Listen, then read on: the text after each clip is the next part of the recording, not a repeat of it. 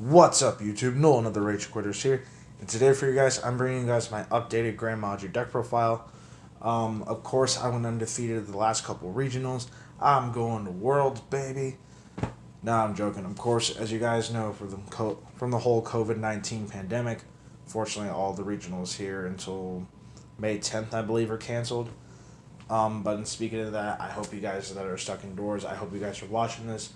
I hope you guys know that I hope you feel better. Um, and hopefully we can get back to normal life here soon. Again, I wish the best for those of you that are stuck indoors. And again, hope you guys watch this and hope you guys start feeling better. But with that being said, though, like I stated, haven't been able to go to regionals because of that. But we are coming up on Master Rule 5. I have been testing this deck for that. Also, I have deck profiles for you guys lined up, like Invoke Shadol, updated Invoke Prank Kids, all that type of stuff. And also, if you guys want to see different deck profiles from Team Muffin Button, let me know what you guys want to see down in the comment section down below. We have stuff like Cyber Dragons. You guys have seen my zombies. DT has a gimmick puppet build he wants to show. All that type of stuff. Let me know what you guys want to see down in the comments. And of course, always don't forget to like and subscribe as well, and smash the bell icon for notifications. And then don't forget to check out the Rage Quitters and Team Muffin Button on Facebook. That link, URL, whatever the hell it is in the description box below. And let's get right into this deck profile. So this, over time, has absolutely become my favorite deck. I just love this deck. I love this deck to death. It's pretty cool. I'm sorry, there's just not enough words in the English dictionary to put in how much I love this deck. Triple Grand Maju. It's pretty cool that your normal summon is your win con. You play cards like Pot of Desires, Eater of Millions, Gizmek Orochi to get this card up to what you need to swing for game. If you can't see this, you play cards in your extra deck like a Boral Sword, like Zero Boros to go for game. The deck has 1,001 ways to OTK you. Grand Maju being your normal summon is really cool. Gains 400 attack for each of your banished cards.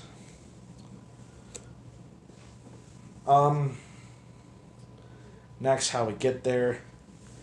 Eater of Millions. You typically don't go in your extra deck all too often. Eater, just being able to eat those cards, like if Super Poly is dead, eating the Super Poly targets. Or if you know you can absolutely go for game, just send your entire extra deck to the banish pile. Again, the card just helps you get there. And then my absolutely favorite card from Rising Rampage and just overall, I really do have to say, is Gizmek Orochi. The card has really, really badass artwork, has an awesome effect, and it's a level 8. And also, it makes trade in a +1. Excuse me? Gizmek Orochi is just so good. I absolutely love the card. And there's nothing more that needs to be said. Next, we do play Dangers in here, so for our level 8s, we play Triple Bigfoot. It's spot removal when it's discarded. Helps me out stuff like Waken the Dragon targets and just other annoying bullshit. Thunderbird, usually your MST of the deck, can also pop stack cards like a Guru, for example. The card just is good, and it's a big body as well. And then I still play 2 Ogopogo. It's your Foolish Barrel when it's discarded. It's very unconventional to play 2. Most Maju players either play it at 1 or 3. It's either love or hate. Personally, I really like it at 2. I think it's a pretty good ratio. It's still just another danger to go. Again, I think it's worth playing at 2, and I think it's correct. But again, let me know what you guys think down in the comments section down below, what you guys think about Ogopogo. Next, for our other dangers, I play double Chupacabra. I've also seen a lot of builds either play Snake or a 1-in-1 of Snake and Chup.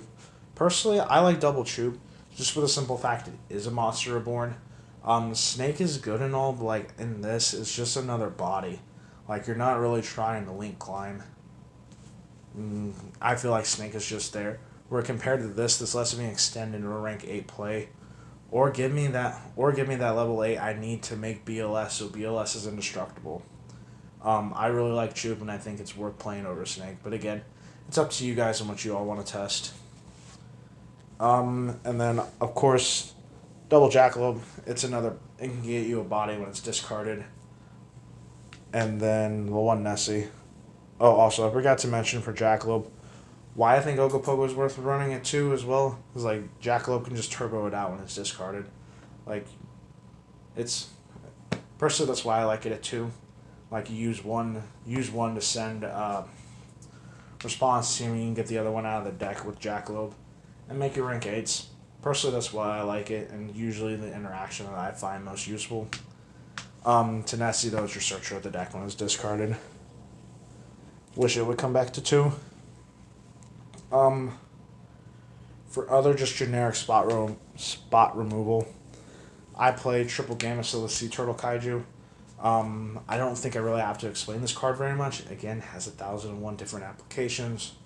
Through danger response team, Kaijuing your opponent, then then summoning a danger, bouncing it back to your hand, and the Kaiju, and Kaijuing your opponent again.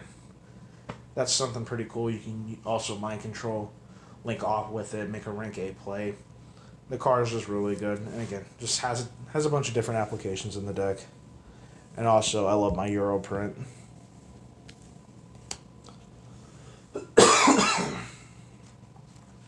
And then the only real change I made to this deck was I bumped it up to 45 cards.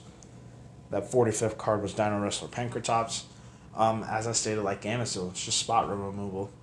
Or it's just spot removal. Spot row removal. Huh. That's a new term. Anyways, it's just spot removal. It's easily special summoned. The card is just really good. I'm glad I put it in this deck. Like I said, it's a big body and an effect attribute to pop a card. Like why wouldn't that effect be useful? That's it for monsters. I'm not real sure on the monster count. But off the spells for draw power, I play triple Pot of Desires. Doesn't matter, this gets astronaut. Maju's coming out of 4,000 regardless. Trade-in, I'm pretty sure you guys have watched that video of me dueling Gary. And when I opened up all three trade-in, I literally had to fucking danger into a level 8 to make my trade-in live. Like, oh my god, I can't believe I actually had to do that. Anyways, trade-in's really good. I mean, again, it makes discard Gizmek off of it. It becomes a +1. The card is just so good. It digs you through your deck. Now for board breaking cards. Triple Super Poly. It's a discard outlet again that breaks a board and then cannot be responded to. The card is just really powerful. Double Twin Twister for back row removal. Again, when you're trying to discard cards, Twin Twister's there. Sorry guys, my throat's dry. And then Mind Control, it's at 2 for a reason. And again, just has a lot of different applications with Gamecill. The card is just powerful. And again, went to 2 for a reason, I guess. Next for our one-ofs, the Brick Danger Response Team. Even really, Danger Response Team's not a brick in this deck, really, because like again, if it's just sitting there not doing anything, it then becomes danger food, and then just kind of helps you trigger your dangers. I really like the card. Again, don't play it any more than one. Again, this is your Altergeist Silk of the deck, and again, it can just help fix your hands. Monster Reborn is by far the best extender in the deck. I wish I could play it at more than one. And then Card Destruction. It doesn't happen very often, but sometimes you do have those cloggy hands, or you have a bunch of dangers in your hand that you want to trigger. Like, for example, like say you have a Chupacabra and a Bigfoot that you want to trigger. But just use Card Destruction, fix your hand, and then get those effects.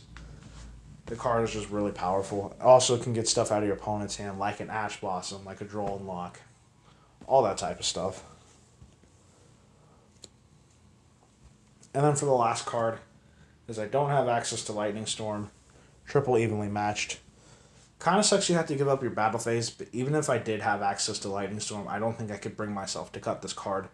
The card just breaks boards and gets us down to simplified game state in a freaking heartbeat. Or the snap of your fingers. Like, I absolutely love the card, and again, If I had access to Lightning Storm, I don't think I could bring myself to cut this card. That's it from my main deck of 45. Off to my extra deck. Super Poly targets, they really haven't changed. My Dragon of the Swamp. Diplexer Chimera. I kind of want to test Earth Golematic Nister, but still, I think Diplexer Chimera is still worth running. Predaplant Dragostapelia. Starving Venom Fusion Dragon. I actually find myself making these two more often than not. Like I was testing against Josh. I know the camera cut out before we went to game 2. But Josh, game 2, made a board of Dragon Buster and Borreload. I literally held the Super Poly forever just to make Dragostapelia, and then he had nothing. Easily won that game. And then Almardu for those Unbreakable Spiral boards. Not. Anyways, the card is just really powerful. Just 5 Super Poly targets. I don't think I would want to play anymore. Still the same 4 rank 8s. 1 Hope Harbinger. 1 Sanafond. 1 Dingirsu. And 1 Felgrand. I might go back to Lancelot. I like Felgrand, but Lancelot clears a card where Felgrand doesn't. And that's kind of somewhat of the issue I've been running into. Doesn't come up very often, but I have noticed it. Like when I need to clear a card, Lancelot will do that where Felgrand doesn't. But Lancelot is a force negate where Felgrand isn't. So it's kind of give and take, but still something worthwhile to look into. Again, I don't think I would play any more than 4 rank 8s, but I do kind of want to try the Galaxy Eyes package because that's just something I haven't tested yet. The only Nightmare I play is Phoenix now. I cut Cerberus for IP. IP is really cool. I love making Zero Boros with it, especially after establishing a Gizmek in my grave. So not only do I cut my opponent off at mid-combo and banish all their crap, like, I get Zero Boros back on my standby phase and can OTK. Like, are you kidding me right now? After banishing a bunch of cards on my previous turn? I just think the card's just really cool. Also, going first with IP, I can make cards like Appaloosa. Like, being able just to stop my opponent in their tracks. Like, the card's just so cool, so good. Still my favorite link to make is Blackluster Soldier. If you guys just watched the recent duel video, I stopped Josh right in his freaking tracks when I summoned Blackluster Soldier. Again, my favorite link to play, my favorite link to make. I absolutely love the card. Zero Boros, I've OTK'd countless people with him. Card's very powerful. Newest edition, shoutouts to Cam for trading it to me, Appaloosa. And then Borosword to go for a game. That's it for my extra deck. And something I'm going to do different, guys, that I didn't do last time because I was trying to keep my side deck a secret.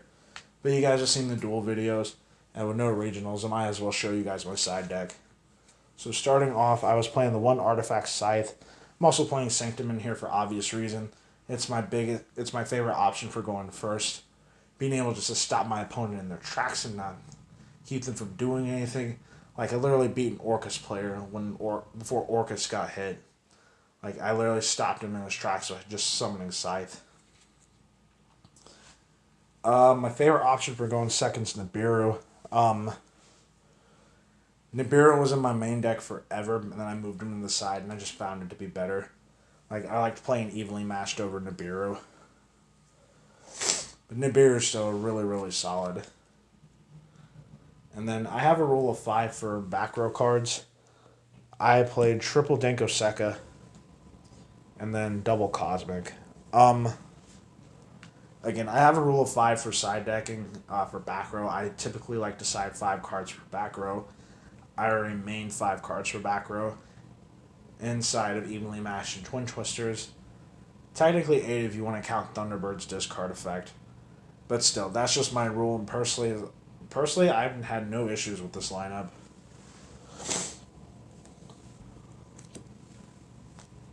And then next for my trap cards, I just played, obviously, Triple Sanctum to turbo out the Scythe. Also make my opponent pay for Twin Twister in me. And then triple Anti-Spell. I played Different Dimension Ground forever, But I found anti-spell a lot better. Like, I can literally just shut down pendulums with a combo of Denko Seka and anti-spell.